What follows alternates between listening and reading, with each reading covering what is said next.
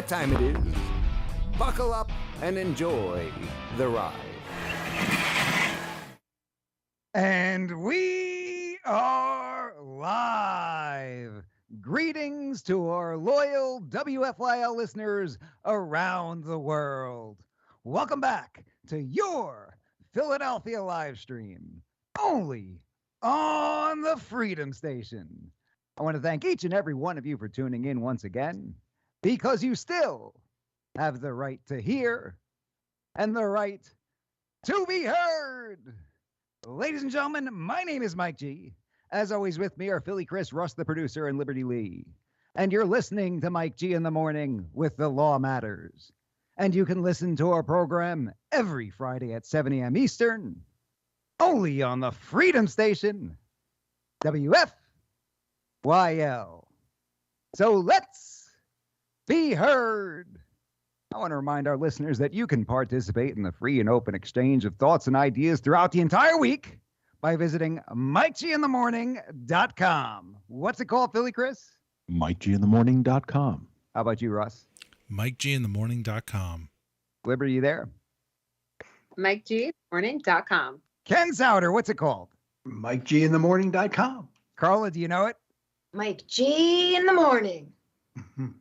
.com. So tell your friends, tell your family, tell your barber, tell your Uncle Jerry, tell anybody who listen to check us out at MikeGinTheMorning.com. You can check out all the shenanigans that Mike G and Philly Chris are up to throughout the entire week, posting our video clips, and catch all of our previous episodes and all of our social media platforms. I also want to remind our listeners about the powerhouse lineup we've got here at the Freedom Station.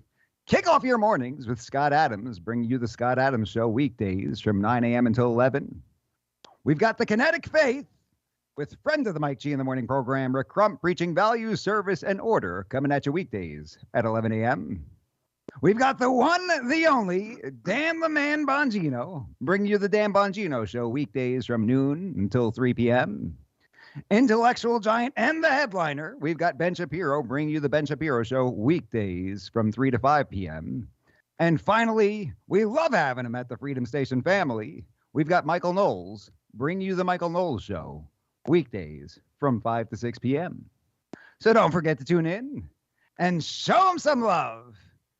I also want to remind our listeners that today's episode of the Mike G in the Morning program is brought to you by Elite Tactical Armory, your firearm storage solution in the Lehigh Valley. Do you know what a commercial armory is? Well, you should. The Pennsylvania government recognizes commercial armories as an acceptable mechanism for off-site firearm storage. There are a bunch of reasons why you might need to store your firearms somewhere outside of your home. If you're headed out of town for a while, if your kid is on probation, if your scorned ex-wife is trying to accuse you again, or maybe you just ran out of room for all your precious babies, get yourself a unit at Elite Tactical Armory. So visit our friends over at Elite Tactical Armory at EliteTacticalArmory.com or PACommercialArmory.com. That's EliteTacticalArmory.com or PACommercialArmory.com. Because it's important to support those who support freedom. And thanks for the hat. Be sure and tell them Mike G sent you. And with that, you know what time it is. Buckle up and enjoy the ride. Hit it, Russ. You know what time it is. Buckle up and enjoy the ride. I am very excited to have two very special guests with us on the program today. Philly Chris, before we do, when we were getting ready to go on air, we sort of had a little bit of a discussion about hate mail and things of that nature. Right. And, you know, I get plenty of hate mail, and I kind of have come to accept it and expect it all of these years, being exciting. a defender of the Second Amendment, because it is a highly controversial issue for some. I don't understand it, but you have people who do not believe in private ownership of firearms and want to say all types of horrible things about people who stand up for our Second Amendment rights. So I get that. I've learned to accept that that is part of the job description. But sometimes you get people who write in hateful things that have nothing to do with anything. Lots of sort of personal attacks. And one of the more recent ones has become one of my all-time favorites because it is so ridiculous. Oh, Philly Chris, you know that I was a college athlete, played college baseball, and it was my entire life for many years. I always tell people I spent 20 years of my life in baseball locker rooms, essentially.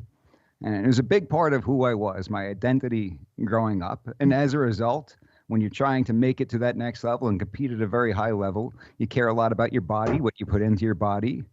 You have a workout program, you have a training regimen, and hours upon hours every day were spent doing that, perfecting your craft, being an athlete, making yourself a better athlete. Well, once you're no longer using your body to earn your living, so to speak, to pay for college and things of that nature, you no longer spend 6 hours a day in the gym.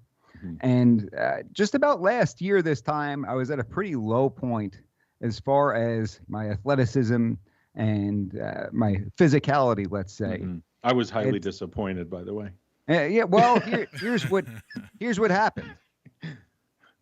And I'm sure people noticed it to some degree. I know that I don't stand up and you don't see my entire body while I'm on the air, but I spent 30 days in a small hotel room across from a hospital because a beloved family member for whom I'm the sole caretaker was having serious medical issues, had 2 surgeries in a 10-day span, extremely complicated surgeries, extremely grueling surgeries that required constant attention after the surgeries. So it's 30 days in New York City in a small hotel room across from the hospital. As a result, you're not eating great. You're not getting the proper exercise, things of that nature. And that was horrible. I got out and ended up catching COVID towards the tail end of that. Yeah, I remember So that. there goes another 10 days where you're indoors, you're not moving, you're spent, you're exhausted. Right. And I got finished and I looked myself in the mirror and I said, "You disgust me, sir." That is the end of that. This will no longer be Mike G, and decided to do something about that. And since that day, I looked like I was pregnant, frankly. And since that day. You mean you're not? Men can get pregnant now, so it might have been. I guess so. They got an emoji on the iPhone. Right, that's right, yeah. Since that day, I have gotten in the best shape of my entire life, including during my career. I'm down 40 pounds since then. And I'm not somebody who talks about this on the air. I don't think that anybody, I frankly thought that nobody cared. Apparently, many people care. Ken was asking me about it earlier, but apparently many people care because I'm getting all these comments and all these emails, all this hate mail about my weight at this point. That I'm too thin, I lost too much weight, I look like I'm dying, everything I told like that. you a couple people asked me, they're like, "Is Mike okay? Is he all right?" I'm like, "Yeah, he's actually better than okay." I don't sit here on the air without a shirt on or anything like that. I didn't realize people were so concerned. I have never had. You should do that next week. Tune in next week. I have never had so many people more concerned with what I eat and what I'm doing than when I got into the best shape of my entire life. So I want this to be a message to all of our listeners out there in the Mike G in the Morning family and the WFOL family, that when you're doing something and you know you're on the right path, and we've all been in this position before, and you have critics on the outside. I mean, there's nothing like somebody who's grossly overweight and disgusting and sloppy writing you, telling you they're concerned about what you're putting into your body, right? Was Russ sending you emails? Nothing more frustrating. Come on, sorry, man. Russ, I love you. Russ is trying to get me in the Hot Pockets playing over there, right? But it absolutely drives me nuts. And people have all been there where you know that you're on the right track. You're doing everything you could possibly do. You're putting in the effort, and you have these critics on the outside. There's always going to be that in your life. Yeah. So if you know that you're doing what you're supposed to do, and you're on the right track, and you're putting in the effort, and you're putting the blood, sweat, and tears, don't listen to anybody else. They have no right to tell you that stuff. Just brush it off. Don't let it affect you. And that's usually what I do. But I thought that this might be a message that somebody out there needs to hear, because there are always going to be critics. The better you do something, the more critics there are going to be. They want to drag you down. They don't want you to be in that position because they will never be in that position. Exactly. Those of us just tuning in, you're listening to Mike G in the Morning with The Law Matters, only on the Freedom Station, WFYL. So now let's get to our 2 esteemed guests. I am incredibly excited to have these guests with us here today. We've got Ken Souder who's a radio host at Biblically Speaking. He is a true patriot. If you haven't checked out his program, folks in the Mike G in the Morning family, you ought to. And we've also got Carla. Are we calling you Dr. Carla or Your Majesty, or what did we settle on? Worshipful Let's do Master. it. Let's do Major it. All of Carla? the above. Dr. Lieutenant Carla?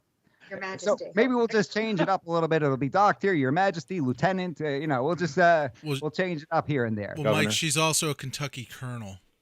Kentucky okay. Colonel, that works as well. I like it, Russ. And Carla founded Culture of Life, a fashion brand that is incredibly important because they share our true Christian values, and they're doing major things in the pro-life area.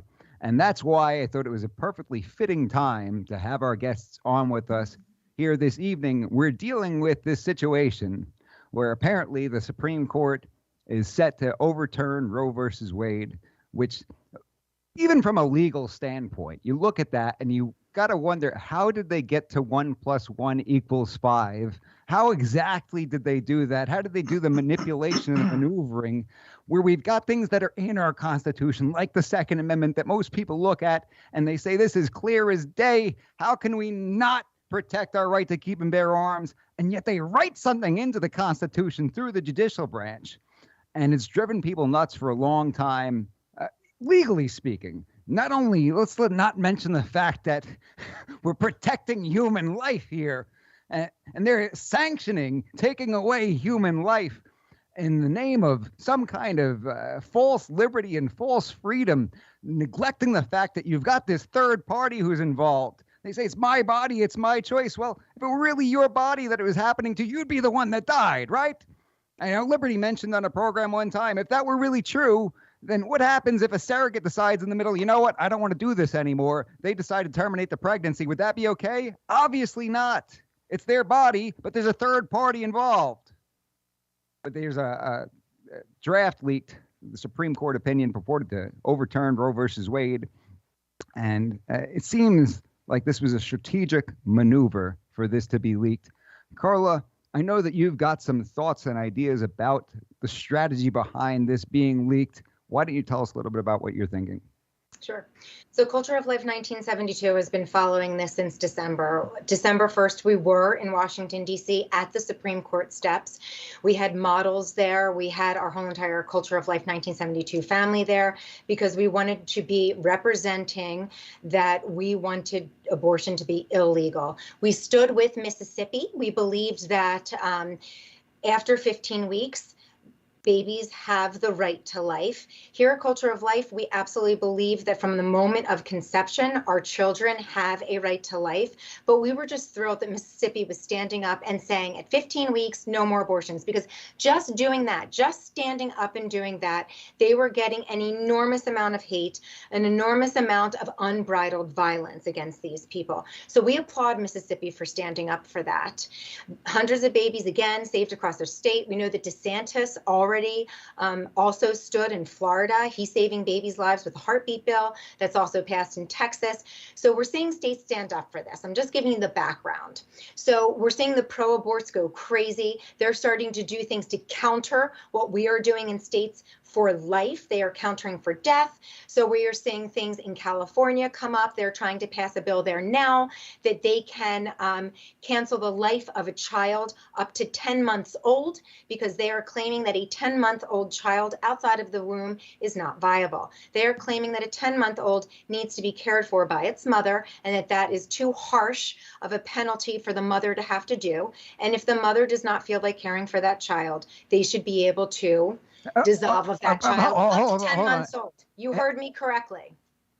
Did anybody else hear about this? I'm still confused. I'm very confused about what's going on.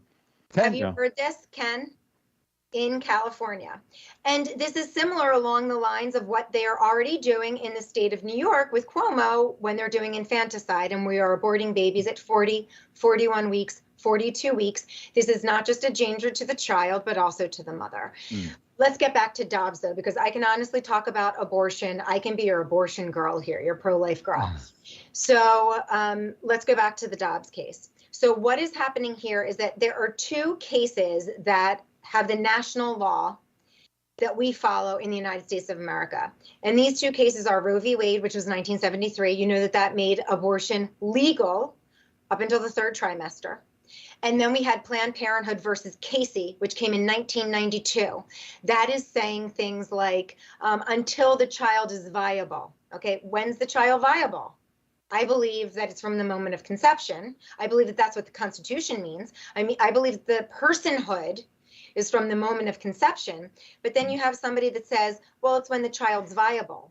And that's where we get into the sticky situation like California, saying 10 months old.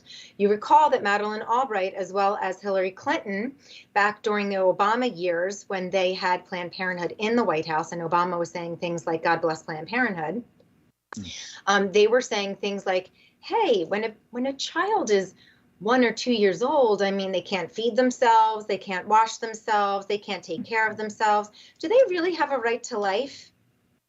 Evil never sleeps, you guys. Culture of death is alive and well. This is demonic, and that's what I believe we are seeing today, and that is why there is a huge turn to the culture of life. So we now have the state of Mississippi, which is really interesting because I always thought that it was going to be the National March for Life. It was going to be CareNet, one of these big, huge, multi-million-dollar nonprofits that's battling for life, that was going to overturn Roe v. Wade.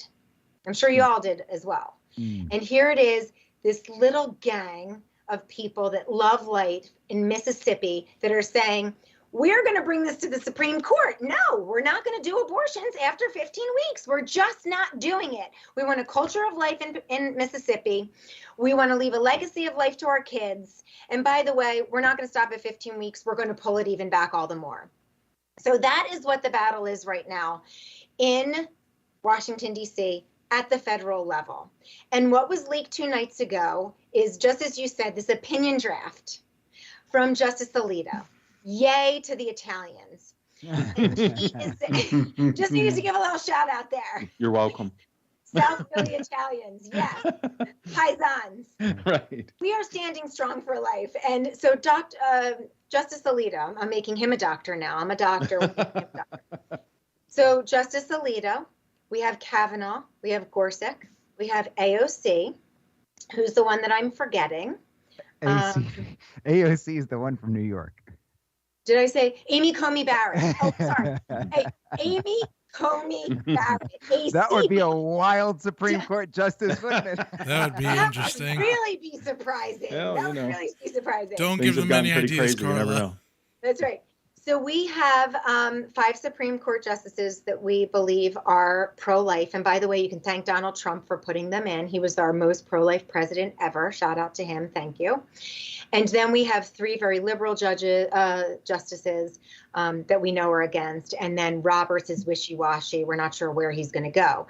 But the draft is saying that Roe v. Wade is going to be overturned. When Roe v. Wade is overturned, and the reason that they leaked this is because they want the pro-aborts to go crazy. The pro-aborts began going crazy within minutes. They were outside and they were starting commotion and they were giving threats and they were saying that they were going to burn things down, and they're already sending threats to the pro-life justices and their families and their children. This is how they operate. This is how the feminists and the pro-aborts have always operated, by the way, you guys. This should not be a surprise to anyone. And I just want to urge the pro-life community and people of faith that this is not our time to stand down. This is our time. The only reason that you will get on your knees is if you're going to be praying. You just talked about getting healthy. This is the time to start fasting.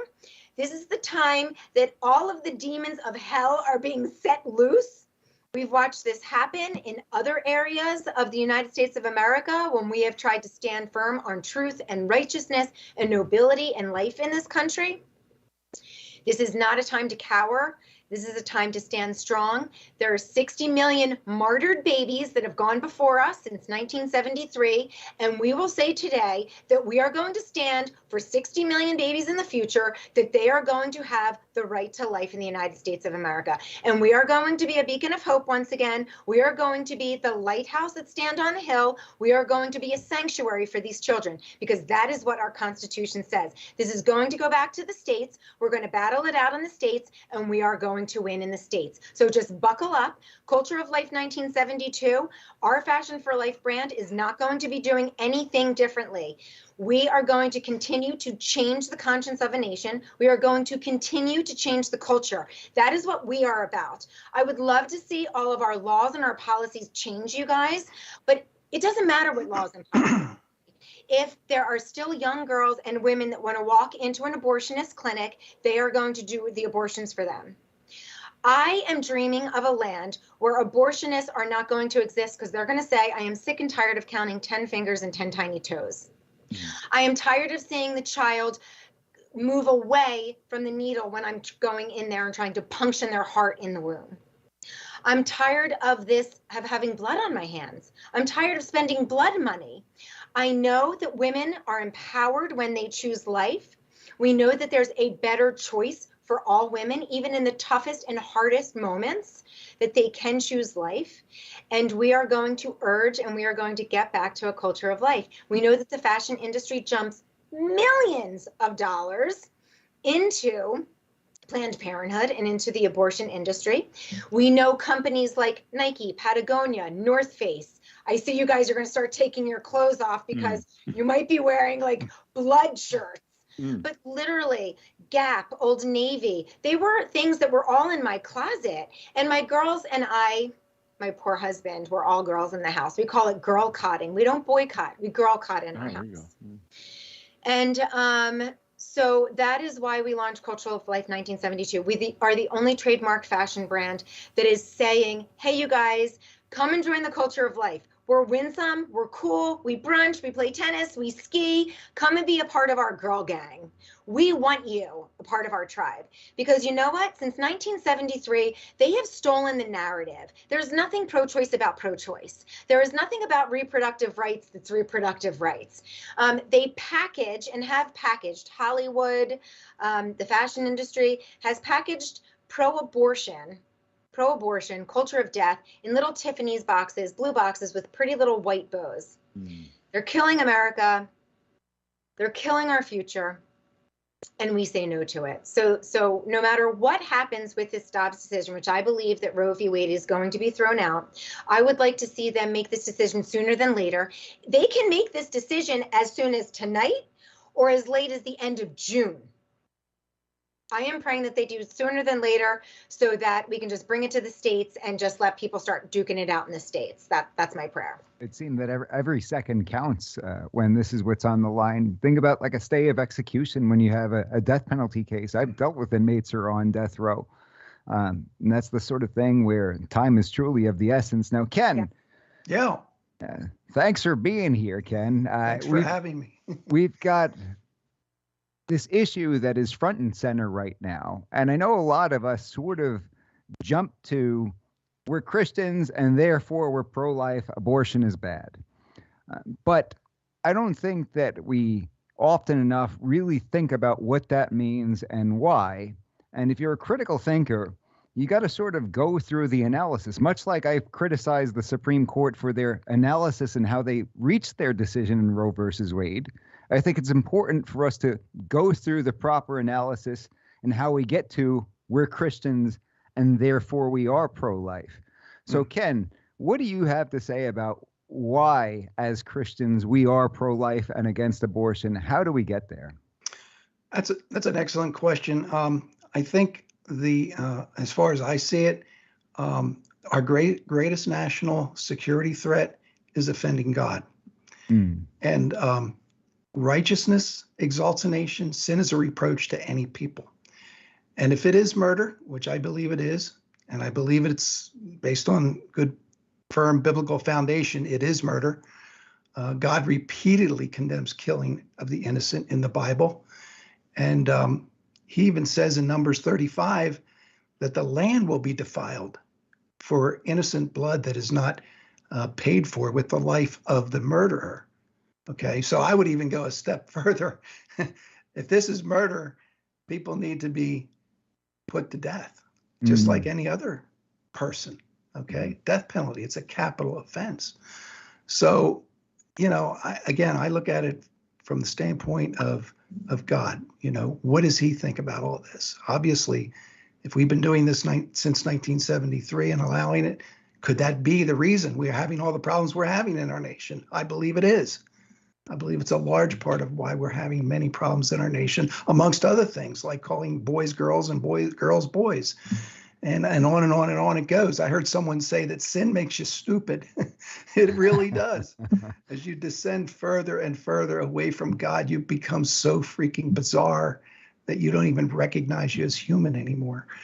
And so I don't know if that answers your question, but that's what I thought about this. And I just think that God is able to do things suddenly. That's the other thing. We see the suddenness of God in many different ways. The Apostle Paul was converted suddenly on the road to Damascus. Okay. He was a terror to all the Christians in that time. They were afraid of him and would avoid him at all costs. But God suddenly turned things around. And there's many other examples of that. But as a believer, I'm hopeful, I'm optimistic. I think our best days could be in front of us. This is a great day. So, Ken, I want to back it up just a little bit. So we really get step by step here. Liberals will go absolutely bonkers when you talk about punishing people who participate in abortion, right?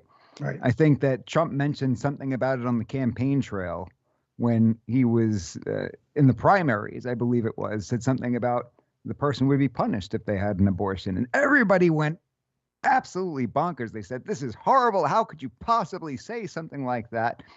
But really what it comes down to, like you said, is it murder? If it is murder, then I think we all agree a murderer should be punished. If it's not murder, then you've got that argument. So what biblically leads us to the conclusion that this unborn life is in fact a life? I guess I'm saying it in the words in and of itself. But what leads us to the conclusion biblically that before a child is born, it is a life, it is to be protected, and therefore it becomes murder? Is there anything biblically that we look towards and that we rely upon in reaching that conclusion? I think so. I think if you look at Jeremiah 1:5, for example, you'll see there, before I formed thee in the belly, I knew thee. Mm. And before thou camest forth out of the mouth, I sanctified thee. Let's talk about Jeremiah. And I ordained thee a prophet unto the nations. Clearly, God saw Jeremiah as a personhood before they were even born. Right. You have 7 people in the Bible. You have Ishmael, Isaac, Josiah, Solomon, Jeremiah, John the Baptist, and Jesus himself, who God personally named and honored before they were even born. Right. You have... By saying it's you, yeah, you is a person, right? Right, right. It wasn't somebody else. It wasn't nothing. Right. It was you. And when Mary came to her cousin, Elizabeth, announcing the birth, or that she was pregnant with the Son of God, John the Baptist was in her womb, and John the Baptist leapt for joy as he heard the greeting of Mary. Now, a blob doesn't do that. Only a person has joy, a real being, a real person. So there's that, and there's many others. There's Psalm 139:13. For thou hast possessed my reins, thou hast covered me in my mother's womb. I will praise thee, for I am fearfully and wonderfully made. Marvelous are thy works, and my soul knoweth right well. My substance was not hid from thee when I was made in secret and curiously wrought in the lowest parts of the earth. Thine eyes did see my substance, yet being unperfect. And in thy book all my members were written, which in continuance were fashioned, when as yet there was none of them. So, I see in these verses that we have personhood before we're actually come out of the womb. We are a person. And logically, it makes sense as well. Otherwise, we wouldn't have these random cutoffs of certain weeks the way we're seeing all over the country that, oh, we think it starts, I don't know, let's, throw a dart at it. And this is where it's no good anymore. You can only murder a baby until this many weeks, and then that's it. We're not going to tolerate it past that. It seems absolutely ridiculous because in any other context, because they always say, well, who's to say when it becomes a life? Well, exactly. If who's to say, then you don't err on the side of killing the kid. How about that?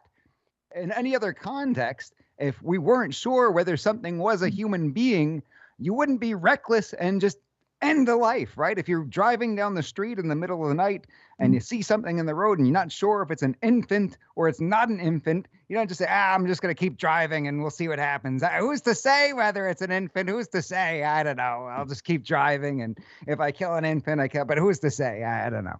It seems absolutely ridiculous, logically speaking. Carla, we do have a question for you coming from the Mike G in the Morning family. We've got Gary who asks, is there more men or women pro-life, or is there an equal balance based on your thumb on the pulse of the culture? I think that we see a lot of women that are leading the charge. However, there are just as many men, and we need more men leading as well. I think that in the pro-life movement, we've been told that pro-aborts and people in politics will listen to women because after all, it's our body. And so maybe we have more of a voice. I tend to disagree with that. I think that our men need to be leading us in this issue. I know that abortion is something that affects not just the mother, but also the fathers, grandparents, aunts and uncles, the whole entire community.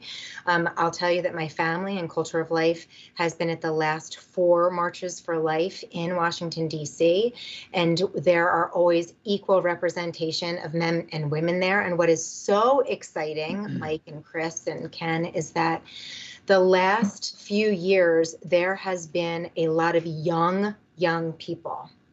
Yeah. And this is how we knew that we were winning for life, because a lot of times the pro-aborts will say, oh, because they try to bully us and harass us and make us feel foolish. This is how they, these are their tactics.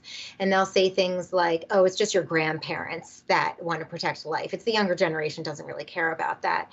And that's a lie. Again, we know that pro-aborts lie to us all the time. They've been lying to us since 1973. And the younger generation is a lot smarter. Why are they a lot smarter? Let me tell you why.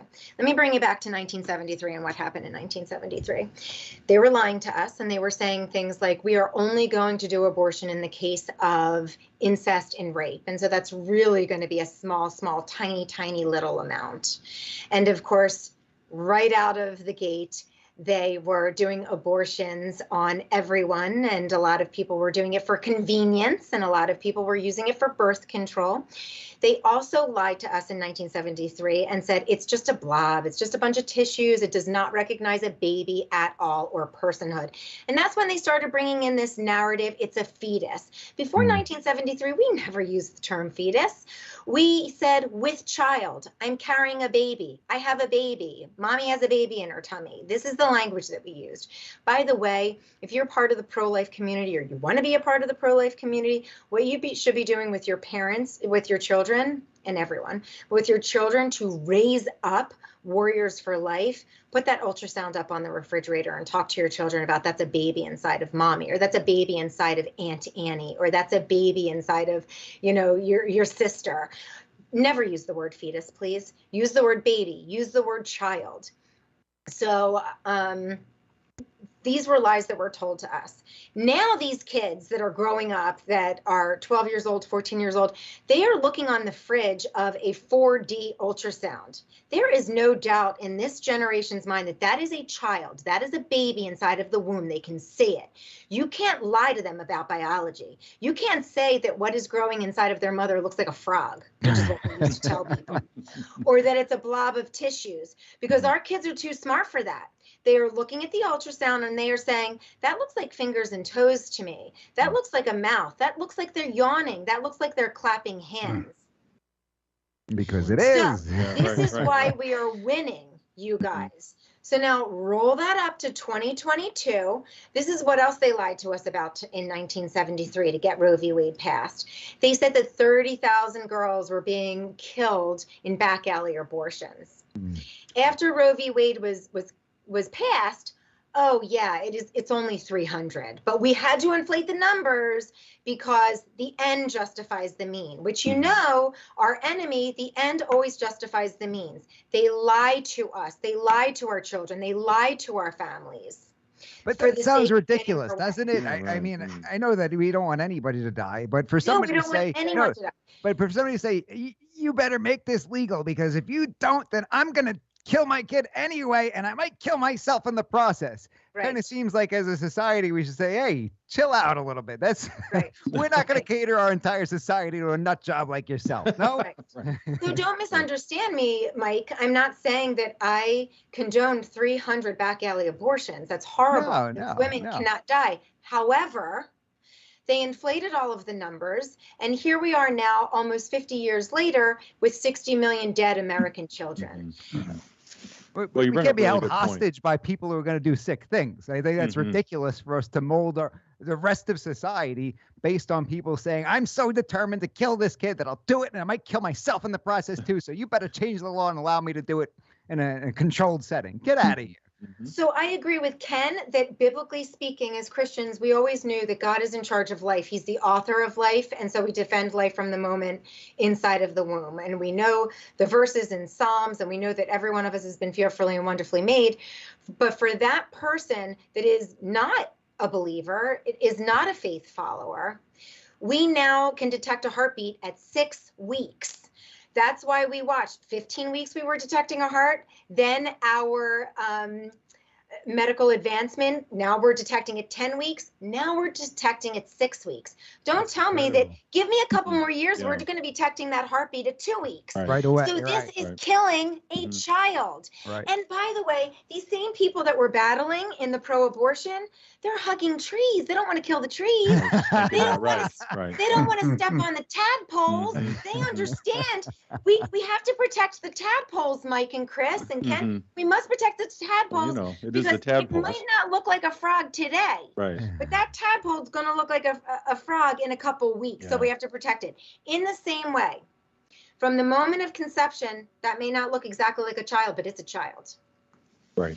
I have a question for you, Carla. When you're engaged in a conversation with somebody who is pro-life and they're hitting you with their kind of bullet points and, you know, thoughts on it, what do you say? Pro-life or what- pro-abortion? Or yeah, pro-abortion, pro-choice is what I meant to say. Sorry. I was going to say yeah, she right, probably sorry. just agrees with the person and says, spot on, sir. Everything's so I backwards. was and waiting screwed to up, see you where know. he was going with this. Right. I'm so backwards these days. Everything's so screwed up. So, but you know, with that said, like I don't like the what- term what- pro-choice, by the way, Chris. I just want to Right, throw right. that out there. Yeah, pro, right. She Well, called yeah. it pro-aborts. I like that because That is pro-choice, that's a really benign way of saying well, it. this is what they I think say, you can though, choose yeah. a lot of things. There are a lot of Mhm. choices out there. You just can't choose to kill a kid. Yeah, That's all. right. No, that's, it's only- that's the only It's only only a choice choice. you don't have. It's only a choice, though, you know. But but what do you find that works, Carl? I guess that's what I'm getting at. And you know, Mike and I talk a lot on the show about the political landscape and what happened during the pandemic and everything. And you know, I have people talk to me, and I've tried to find ways where you can reach that middle ground. But what have you found in your experience with your expertise on this topic? What can you say that gets through to those folks, or what maybe do you have any stories where you were able to successfully get folks to look at it differently, and what can we say to people when we're talking about such an important topic that might actually get through? So pre the last 4 years, I Mhm. would say that when people would come up to me and ask why I don't defend women, because that is what they always say. You don't defend women, you're against women because you're not for reproductive rights. Right. So now we have to say to them, well, your definition of reproductive rights is abortion. Reproductive rights is not carrying the baby to term and giving it up for adoption. Reproductive rights is not allowing me to keep my baby. Reproductive rights does not mean giving it up for abortion, giving it up for adoption and having open-ended adoption. I mean, there's so many options. You guys know reproductive rights means I have the right to abort my child. Yeah, there's or nothing to take the morning reproductive after about it. pill. Yeah. Well, they play these word games with everything. Right. It's a false narrative. Right. It's a false and a fake narrative, and they've always had these false and fake narratives. And then, so I just present, I talked with them about why being for life is so pro women, but usually they're so angry and they're so insanely angry, and it's this, you can't speak through to them. So my suggestion would be, you have to take every person that comes and speaks to you and see if they look angry, see if they really are seeking the truth, see if they really want the facts from you, and be armed with the facts. Be armed with the facts that these babies can feel pain at 12 weeks old. It is uncivilized and just cruel to abort a child that is feeling all of this agony and having limbs ripped off of them, and they're being sucked out of the womb. And also, there's so many things that happen to the woman during abortion. Her fallopian tubes and uterus and ovaries can be nicked. There can be issues and infections. There can be parts of the babies that are left inside of her. We don't talk about any of this on the pro-abort side. Right. In fact, they are again saying a lie that, hey, it's just like going in and having your wisdom teeth taken out. Having an abortion is not like going in and having your wisdom teeth taken out. Is it a much bigger deal? We are now discovering that these precious women that have abortions, it may not hit them psychologically the first year that they've had their abortion, the second year, or even the third year, but 5 years down the line, it's hitting them that they have aborted their child. This would have been the date of their child. They wonder about the gender or sex of the child, which is only male or female, by the way. Just putting that 2 cents in there. Good point. So my point is, I would just share with them the facts that you know, and then it's the Holy Spirit that has to do the rest, because a lot of these people are not seeking truth, but we are called to bring the truth to them. And don't feel guilty about whether they accept the truth or don't accept the truth. I'll tell you that I've been spit on. My girls and people have used the F word against us. We've the pro-aborts are really harmful, dangerous, unmannerly is a kind way to put them. I've had people standing next to me that have had bloody tampons thrown on them from the pro-aborts. I'm so sorry to say that in front of you guys, but this is who we are up against. We are people who want to do things for shock value that make you sick and disgusted. This is not, and it's a culture of death. The tactics that they use, I think to myself, where do they get these ideas to do what they're doing? It's just from a lost culture. And so, but what am I doing today? Culture of Life 1972. My daughters and I used to wear the t-shirts that said, I am the pro-life generation. No one ever came up to us and said, hey, can you talk to me a little bit about why you're wearing that t-shirt? One of the reasons that we started Culture of Life 1972 is that if somebody comes up to me and says, I love your chunky gold necklace, and I can say, hey, go check it out at COL 1972. I like your earrings, go check it out. No one has ever spit on me or used the F word. Or when I say, go and check them out, they're super cool, we celebrate life. I've changed my narrative. I'm countering their death language with just being winsome and attractive. And it is working. The Culture of Life Tribe, as we call ourselves, are 50,000 strong on social media. And we are showing the other side that we brunch, we lunch, we dress super cute, we wear cheetah dresses, we wear fake leather. And they're like, wow, they're not hateful and mean and angry like the pro-aborts are telling me they are. They look really fun. They kind of look like me. And they're following us, and they're starting to private DM me, and they're starting to talk to me and ask questions, and they're realizing that they're actually a part of the culture of life. They've been lied to since 1973, and they want to be a part of the culture of life. And I can tell you, it's probably a God thing. It's probably a little bit of a miracle, but I have never had anybody say anything angry to me when I'm wearing a red dress or a black sundress. Usually people will whisper to me things like, you know, I'm Catholic and I am pro-life. And it's just building this tribe, and it's also empowering us to say, I'm pro-life and I'm proud. I stand with 1972, and I hope we get back to a culture of life in 1972. The time is now. Definitely. Absolutely. Thank you. You were Powerful talking I hope about I how answered your their question. goal Did I was to answer your question? No, absolutely. It was No, great. you It's said really that, powerful. Thank you. Yeah. Their goal would be to disgust people. Mission accomplished on that one, Carla. No, But I like that you're not holding back. That's good. sick people on there. You know, Ken, I've got a question for you. So a lot of times when you'll be having these conversations going back to before about whether men should be involved in these conversations, I've heard many people, men, come out and say, why are we even talking about this? How do we have the right to talk about what women do with their body? And I've always come back with the perspective, hold on, it's not about what women do with their body. It's about protecting this third party here. And if somebody were killing a kid in any other context, I'd step in. I don't care if I'm a man or a woman or whatever. Everybody, you should step in. Ken, do you have any other perspective on that as males, do we have an obligation to get involved in this conversation and do something about it? Oh, absolutely. 100%. Men have traditionally been the protectors of women and families. And that has been one of my great desires, to see more men involved in politics, more men involved in the church, more men involved at the abortion clinics. All too often it's women. That's good. I'm glad they're out there, and that's wonderful. But I think men have really dropped the ball, sadly, and we need to step up to the plate.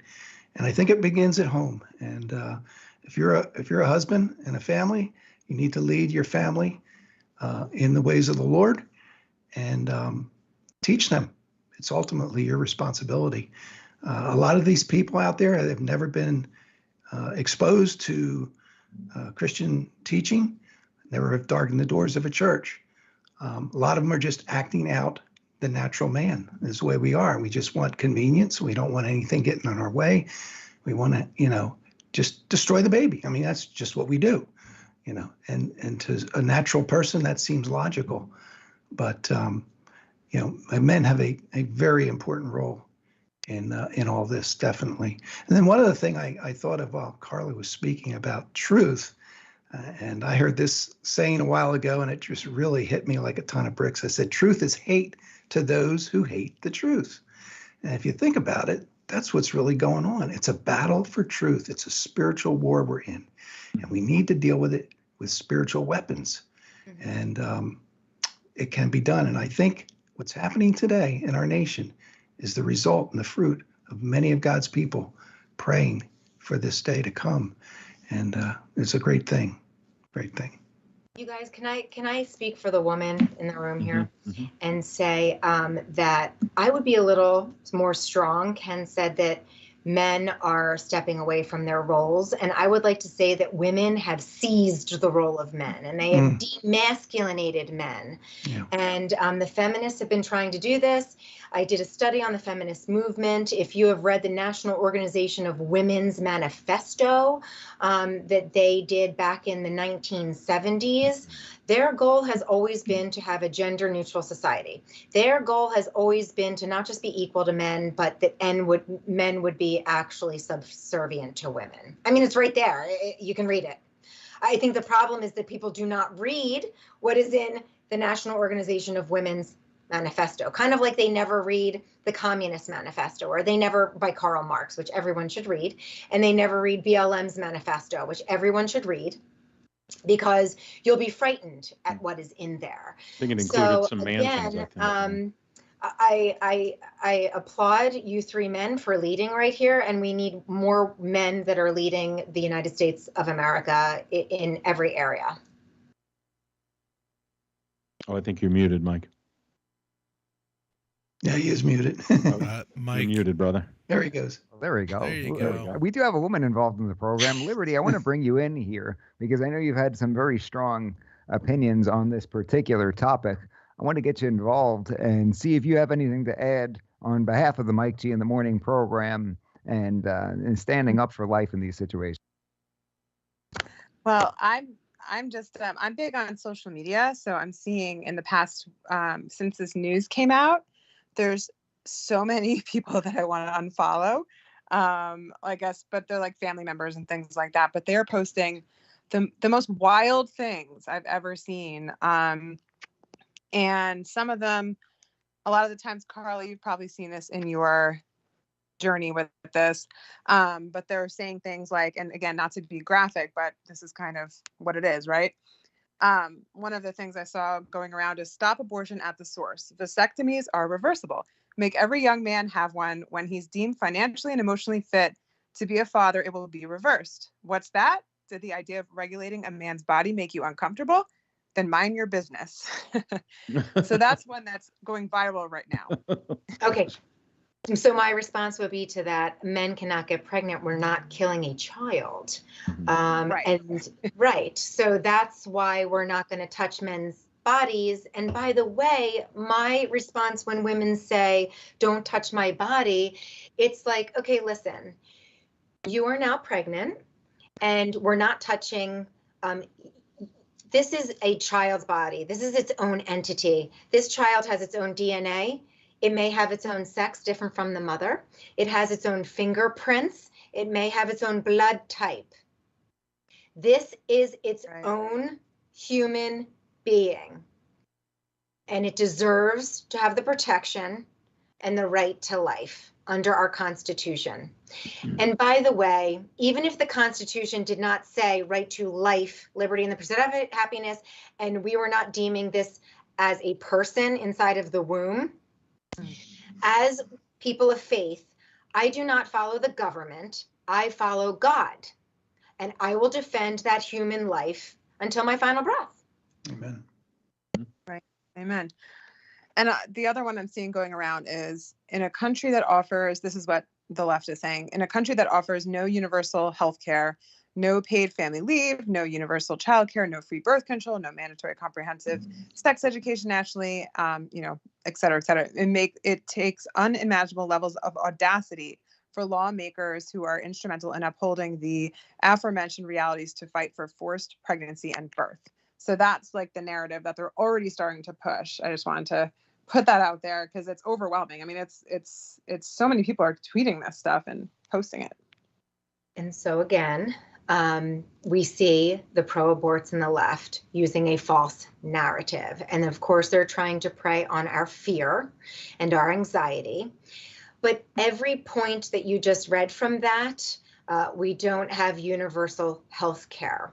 There's something called medical assistance and Medicare. My husband is a medical doctor. They do not turn anyone away from that hospital. In fact, medical assistance, people with medical assistance get a lot more care than I do, and I have private insurance. They get a lot more care. So that's number one. Oh. What just I happened? lost Carla there. Looks like You still there, Carla? Mike G showed it, She's Carla. frozen. All right. Oh, no. That's all right. We'll see if we can get her back on there. Well, Ken, maybe I could pose that question to you that I asked to Carla earlier. You know, when you've engaged in conversations with folks who are kind of on the pro-choice and pro-abortion side, you know, what things have you found, were successful in convincing them or getting them to some sort of middle ground? Well, it depends. If they claim to be a Christian, I'll point them to the Bible and say, this is what you believe, and try to make a good case and an argument for the fact that life begins at conception. And it's amazing how many verses now the Bible doesn't specifically say abortion, doesn't mention that, but it doesn't mention terrorism, and it doesn't mention other things that we know are wrong. Right. So, I would take that approach. But if it's a non-believer, it's somebody who does not profess faith in Christ, I would point them to the science, and I think a good case could very well be made there. Like Carla was saying before, the sonograms and all the things. I mean, you see the fingers, you see the mouth, you see everything. It's like, this is a baby. Right. So, but at the end of the day, somebody's going to want to do what they want to do. And again, it goes back to me, really the root problem in all this, I believe, is the breakdown of the family. And that has ramifications through all of this. And many young ladies are brought up and really are in a broken home, and men aren't taught responsibility. And if they do have a girlfriend and they get pregnant, that they should marry that woman. And all these things all play into it. Yeah. Makes sense. Thank you. woman myself, I always wondered why, like around the narrative of a woman choosing, why they would squash the husband's opinion, right? Or the boyfriend's opinion. I mean, there's two people that create the child. And I think that that has to do with, like Carla was saying, like demasculating, and like you were saying, taking away the family unit, right? That idea, they completely squash the man's opinion. I mean, that's their child too. So how can we get men to be more involved, do you think? Or, I mean, it's difficult, but maybe what we're doing now. I was going to say something that's not radio friendly about manning up or something, but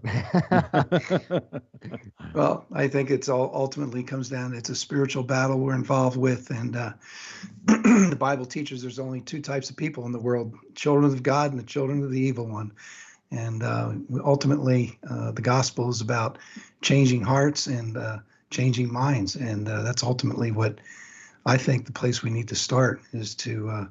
You know, a lot of this could be solved and could be helped by the pulpits in America if pastors were more forthcoming and not afraid to preach on some of these things. We would have people that would be a little more motivated, I think, to get out there and do the right thing. Russ, just so you know, Carla contacted me and her battery died, but she's back up and running now. You can bring her back in if you can patch her back in. Okay. So, Yeah, I'm on Ken, it.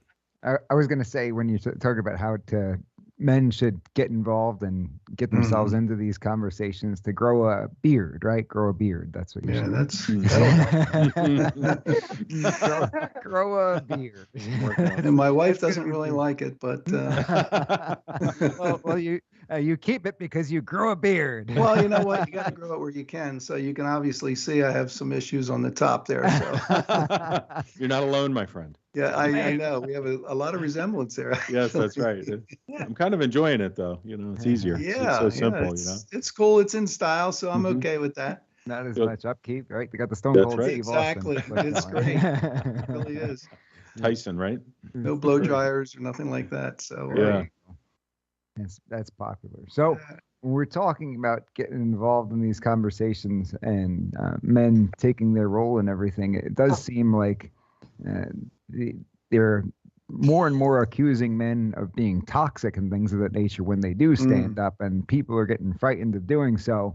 And it seems maybe along the same lines you're saying pastors don't have I don't know what to call it, but they shy away from talking about some of these controversial issues sometimes. And I guess the idea is that if somebody walks into the church for the first time and you mention some of this stuff, that they might never come back. But there's certainly a difference between preaching on the difficult issues that need to be talked about because they're true, right? The truth hurts sometimes. it does. But there's a difference between bringing it up and touching on the subjects and doing it in a way where you are being the scoldy type of, I don't know, that seems would be most likely to turn people away and really not accomplish the goal and not doing anybody any good, right? Oh yeah, I definitely agree with that. It takes a skill to do that, to preach the whole counsel of God and not offend somebody. Well, that's not always going to happen. The Apostle Paul made it very clear that he would not have the blood of anybody on his hands because he preached the whole gospel. He preached the whole counsel of God. And I believe as the pulpits go, so goes the nation. And I think a lot of the problems that we're having in our nation is because we have weak pulpits. Mealy-mouthed, weak pastors who just frankly don't want to offend certain people. And so they do not preach in areas that are going to offend people. You got to get over that. And, you know, like I say, the truth is going to hurt, but it has to be said, you know. I feel like there are two different categories, though. There's offending for the sake of offending. Like, I don't care if you're offended. I'm going to go out and say whatever I want and say it however I want.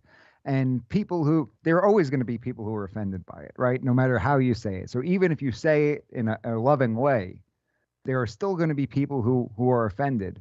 It just seems like there's this category in the middle, maybe, that is not, I'm going out there with the intention of hurting someone's feelings or being offensive and not talking about it at all. And I feel like that category in the middle just hardly exists anymore, no?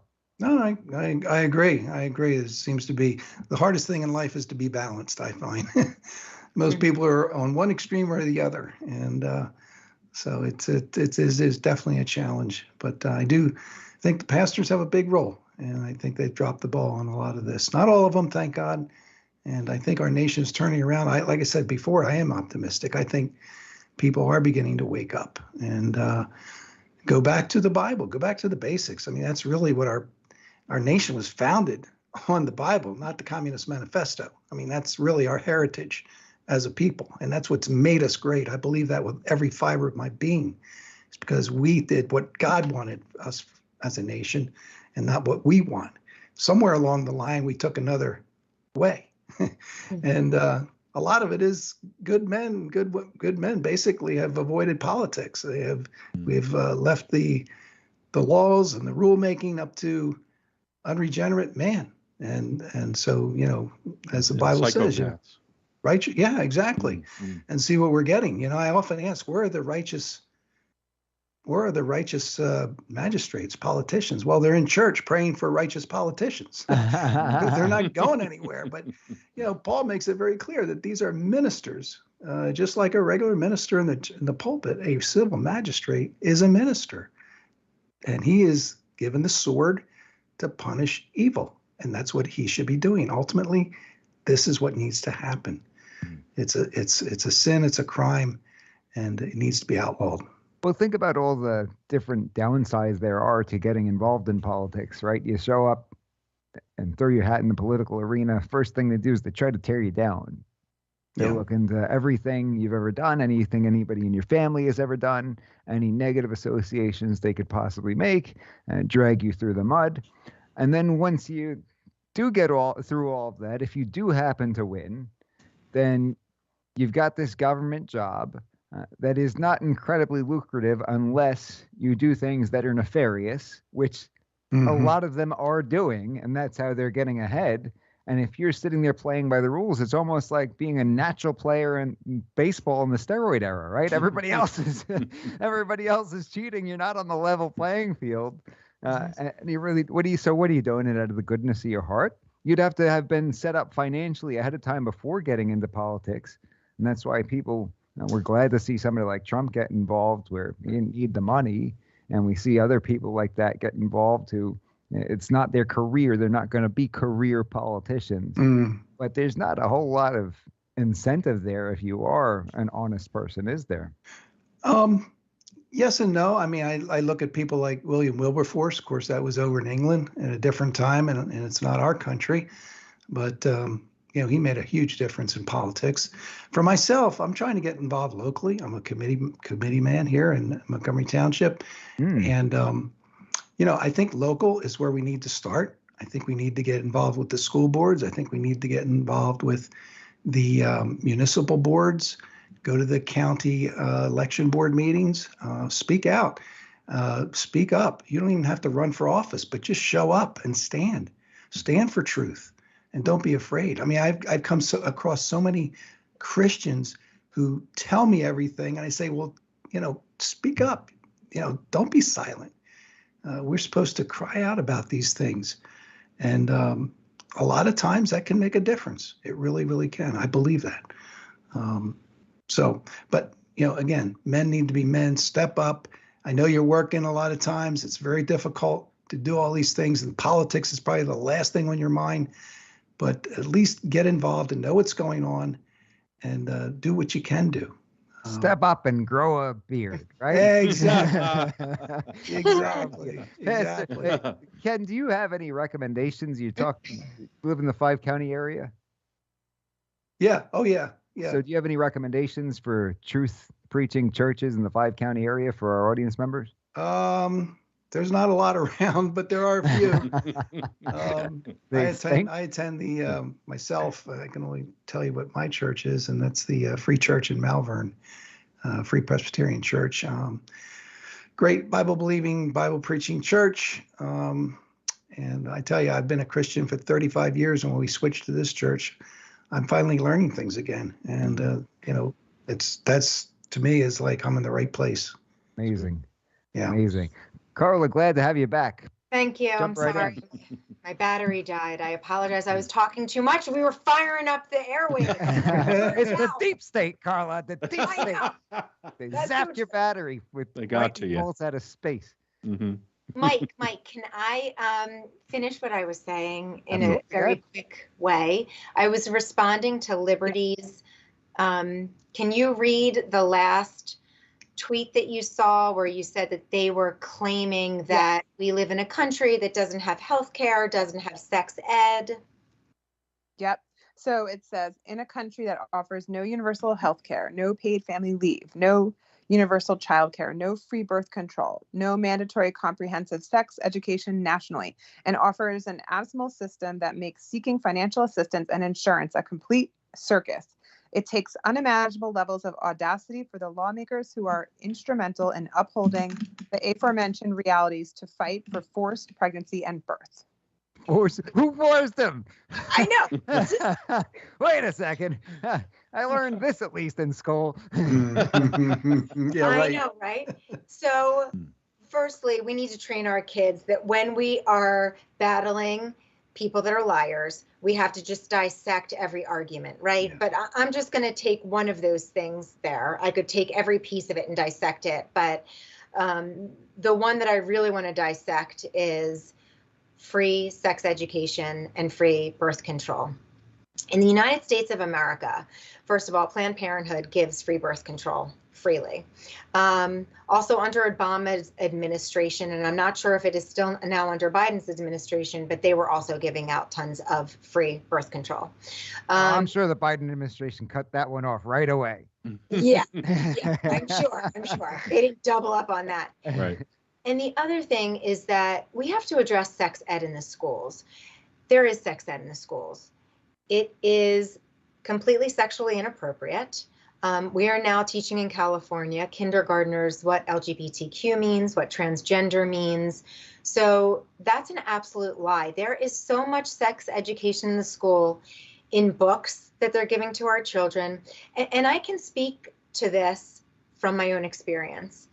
In our city here, close to where I live, they wanted to bring something called Access Matters in because Planned Parenthood got very smart and said, we're not going to say that we're bringing Planned Parenthood into the high school. We're going to call it Access Matters, right? Remember, I personally think that the left and the pro-aborts are way more intelligent, or at least they have a better battle plan. They changed their name because everybody knows that the parents are going to say, no, we don't want Planned Parenthood counselors in the public high school. But Access Matters, sure, that sounds so great. What's that mean, Access Matters? Oh, Access Matters means that we're just going to have a counselor next door to the principal's office. This is exactly what they did. And we're just going to teach you life skills. We are going to give you birth control if the kids need it because they're going into the inner city schools, right? We know that Planned Parenthood preys on the inner city schools. That's where most of them are, in the inner city schools. Remember, Planned Parenthood says that they're not racist. The left says that they're not racist, yet they keep setting up shop in poverty and minority areas. So they want to bring Access Matters into a public school that is near us. So my family went out, as well as a bunch of other faith people, and we were there, and I was being interviewed, and I said to them, we all know that Planned Parenthood is coming in. That's the counselors that they're using, but it's under the guise of Access Matters.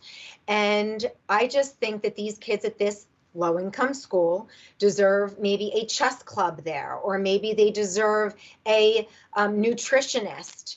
But why are we bringing in Planned Parenthood? Isn't the goal for these kids to graduate from high school and maybe go on to plumbing, roofing, college, or get a job? Why do we think that these kids in the inner city schools need birth control? Do we think that that's all they're good for? All they're good for is having sex all the time with whomever they want to have sex with? Our way is a better way. The pro-life, pro-truth, pro-righteousness. Our way is the better way. So again, I'm just arguing and doing a little bit of apologetics here and saying that there is plenty of sex ed in all of our public schools and also in all of our libraries across the country too. There's books in there like I Am George, I Am Jazz, The Boy That Wore 1,000 Dresses. And these are books that have been in our libraries in the grammar years for the last 10 years, you guys. And we are just waking up to it right now and saying, what? Why aren't we getting these things out of the public school? And it's too late. Also, what's happening in California, and I know that I'm digressing a little bit, but I read a lot. In California, they are now discovering that teachers have something called secret closets, and they're transitioning closets. I can't make this stuff up. I don't know if anyone else I think in the 80s, that you would have gone to jail for that. Yes. When I was growing up, right? Yes. Like that would have been that would have been completely wrong. You would have gone to jail for that. Mm-hmm. So now they have children that are coming into school, and they're allowing them to change into girls' clothes if you're a boy, or if you're a little girl, they're allowing you to change into boys' clothes. And where's that going on? I just haven't heard of it, but it doesn't. Catholic schools, just read it in my Epic. I read my Epoch, if you say Epoch journal. And what Chris they're has done saying, work with Roman from that publication. Oh yeah, we met in DC a little bit. Yeah. Okay. So, and then they are putting the clothes black in there and letting the children go home to the parents with their biological sex. And what they're claiming is, and I know that you guys are going to be very concerned about this. What they are claiming is that they have to do this for the child at public school because they are saving the child from the parents. If the parents do not recognize the true self of this child, the child is going to be at risk for anxiety, depression, and suicide. You and I all know that that is a lie from the pit of hell. And this is setting up the state to be able to take children away That's what I was from just going to ask. godly parents. How much do you think this is by design? I think it's very intentional and purposeful what the left is doing. And I think it's been very intentional and purposeful since the 60s. We are seeing fruits of the 60s today. I don't know if Ken... Yeah, the seeds were planted a long time ago. I wasn't born in the 60s. I'm not saying that, but, you know, I'm a baby. But I believe, you know, everything that I've read about the 60s and everything that I've read about the feminist movement and everything that I've read about people like Gloria Steinem and Betty Friedan, who wrote Women's Mystique. These are demonic books, plain and simple. They're demonic books, and we are seeing the fruits of them now. It's utter confusion. It's utter darkness. It's utter depression and anxiety, and it's coming from their worldview, which God does not exist in it. I am God. I mean, would you agree, Ken? Oh, yeah, absolutely. It's my generation. Thank you. Thank you, next. Yes, I was part of that Woodstock generation. I never really got into it that much, but absolutely. We just need to get through this, and then maybe the next generation coming along will do a lot better. I hear there's a lot of young people that are out in the steps of the Supreme Court there in favor of life, which was wonderful to see that. So, yeah, it could be that we just get through this generation, but a lot of rebellion in our generation, and we're just seeing the fruits of that now for sure. And yeah. Yep. And I think that if I can share, I think that, you know, in 1973, when the United States of America swallowed the big lie that life did not start in the womb, then we swallowed another lie that marriage is not between a man and a woman. And then we swallowed another lie that there's not just two sexes, man and woman.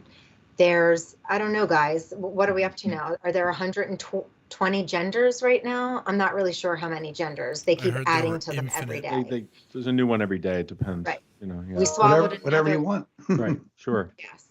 So when we believe a lie, it just builds into a bigger lie and a bigger lie and a bigger lie. And maybe you're right, Ken, that the younger generation has their truth goggles on and they're able to see that this is an unhappy world. It's a violent world. It is a world with rage. These kids don't even know why they're angry today. It makes me so sad. And we know why. It's because they're living a life without God, without boundaries, without restrictions, without truth. And you keep talking biblically. You're the pastor, but we can all talk biblically as Christians and people of faith.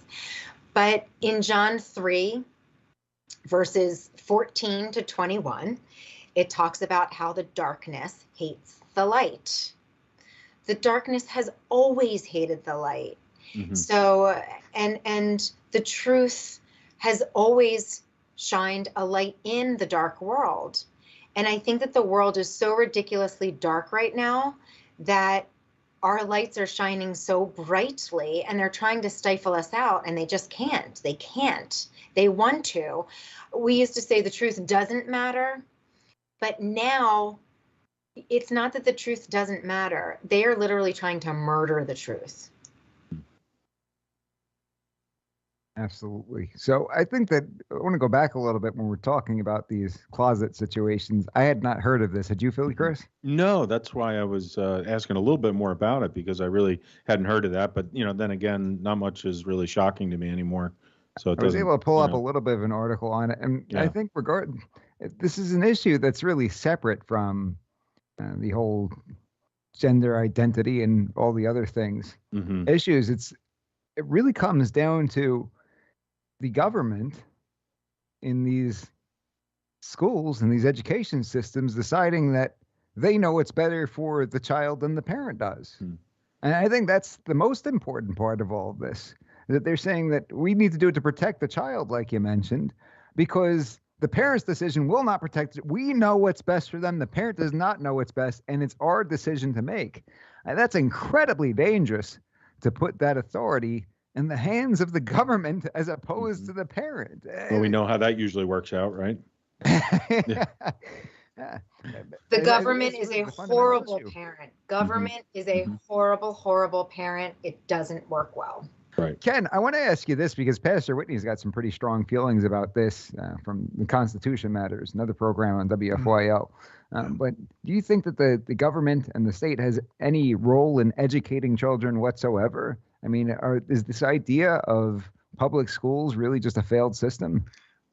Personally, I don't see that the government has any role. It's the primary, again, we get back to the family. It's the primary responsibility of the family to educate their kids. Now, they may hire somebody, but ultimately, the one that's in charge of that program should be the family. They should be very involved with that and be able to pull them out wherever they want to put them. I think this whole COVID thing is a good thing in the sense that a lot of people's eyes are opened up to public education, and they're moving away from that. They're homeschooling and they're doing whatever it takes to get them out of public education. But no, I don't see anywhere where the state has any responsibility. The state's job description is basically listed in Romans 13, and it's very limited. It's to punish evil and to reward good. And what they're doing is just the opposite today. So everything is turned upside down on its head. We need some radical, not a revolution, reformation in our country. And I think that'll be the good start of it. But I do believe it starts in the home. Yeah. One final point, you're talking about sex education, Carla, and I find it mind-boggling that they choose two polar opposite approaches when it comes to this versus firearm safety training and education. Because when it comes to sex education, they say, well, they're going to do it anyway. We might as well teach them the right way and go in there and give them all these lessons. And when it comes to firearms, if you say, listen, if kids get a hold of firearms when they're not educated and not trained up and they don't have the respect for the tool, bad things happen. They say, no, we're just going to shield them and pretend like they don't exist and bury our heads in the sand like an ostrich. Years ago, they used to have training in schools for safe handling of firearms. And guess what? That was a good thing, that people knew the proper safety techniques and everything. And you go to some of these places in Kansas and Oklahoma where they're taught from a very young age and they have the proper respect for firearms. You don't see the things that happen in places like Brooklyn, where I grew up, when kids get their hands on firearms and they don't know the first thing about gun safety and they end up killing people. But they seem to take the total polar opposite approach with these two things. It makes no logical sense. Carla, do you have any parting words?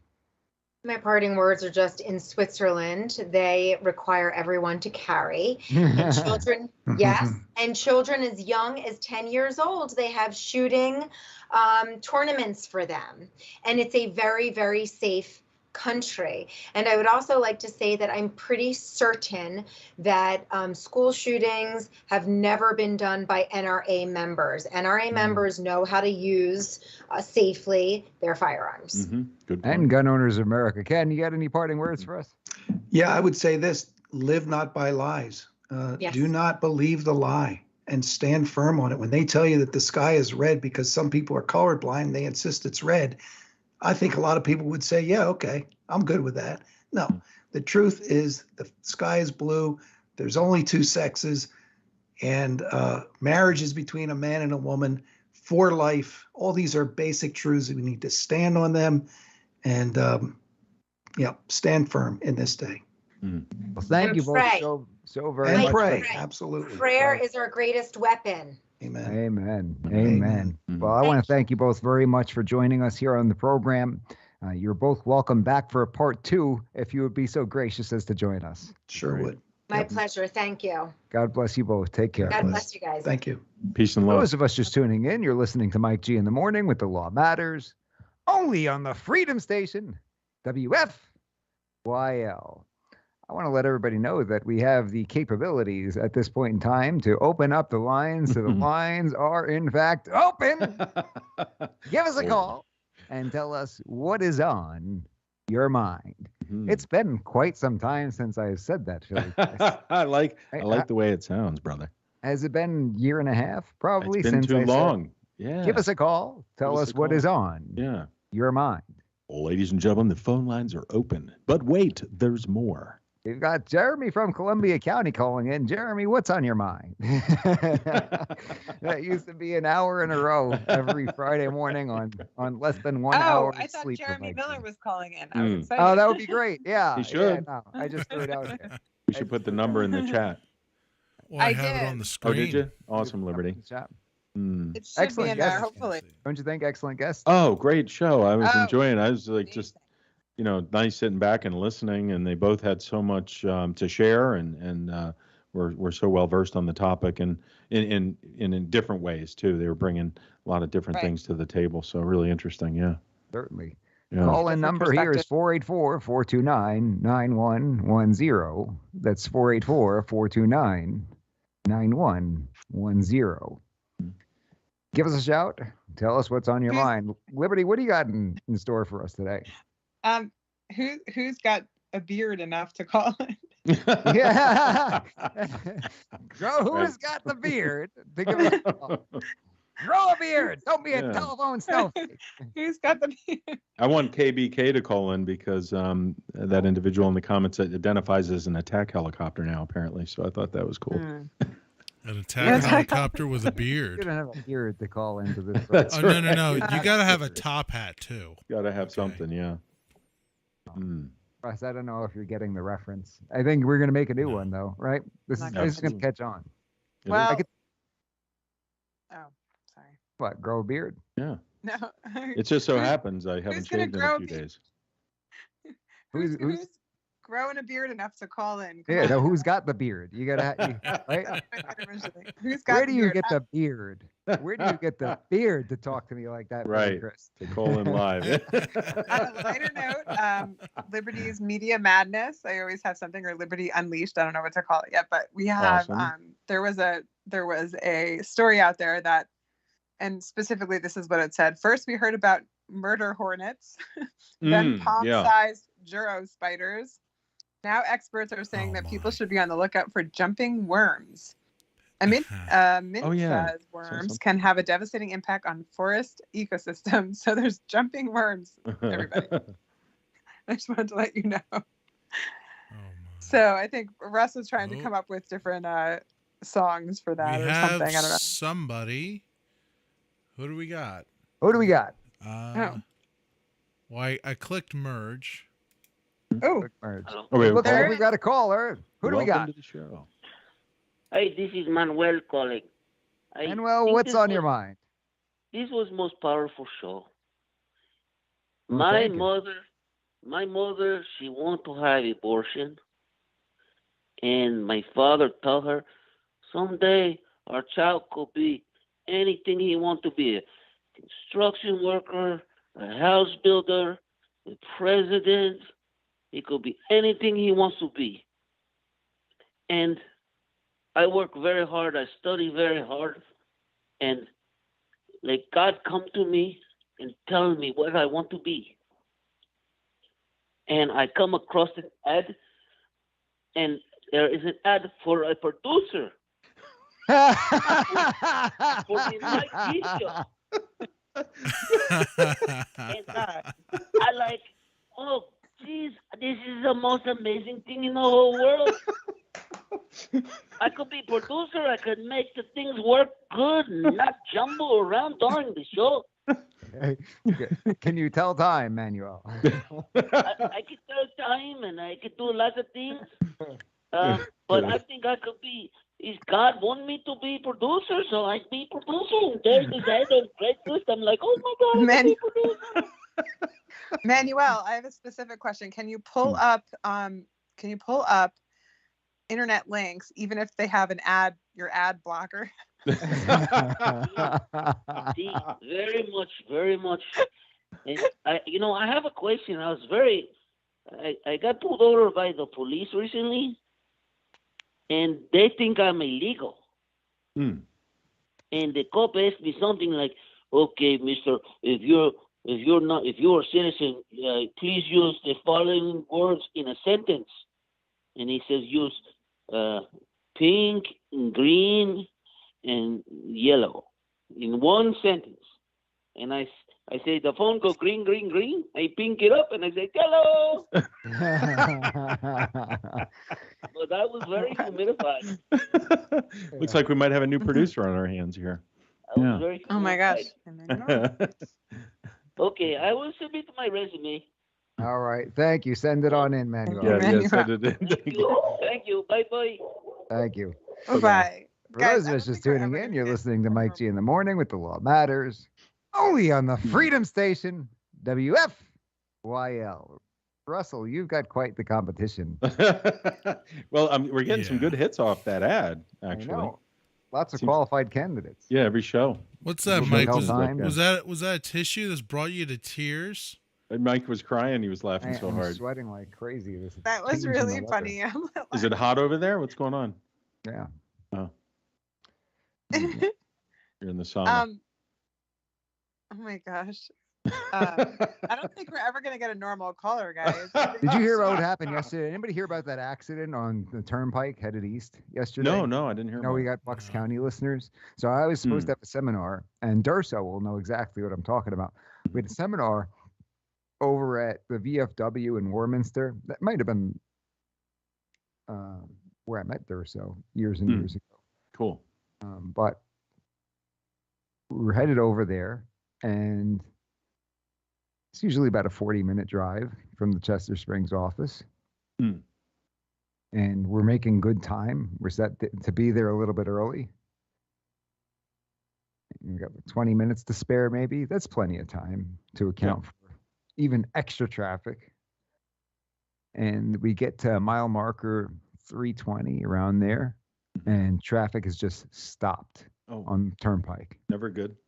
Stopped as in we had to turn off, throw it in park and turn off the car. Oh, that kind of stop. Gotcha. That kind of stop. Wow. Not slow. Right. Stop. Like you're going to hang out here for a while. Yeah. Doesn't sound good. And helicopters start rolling in. Oh, wow. You've got these tow trucks after tow trucks, and they're pretty serious sized tow trucks coming in. Oh, like for big rig kind of tow trucks, right? Oh boy. And police, ambulance, fire trucks, everything.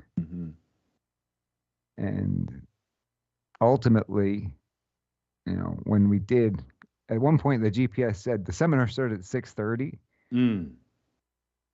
And ultimately, I didn't get past that spot till about 8 o'clock. Oh, wow. Did they have to cancel the seminar? They had no choice. Gotcha. Okay. Yeah, I was going to say, I don't know how many seminars. I had no choice. I called up at when this happened. That's crazy, right?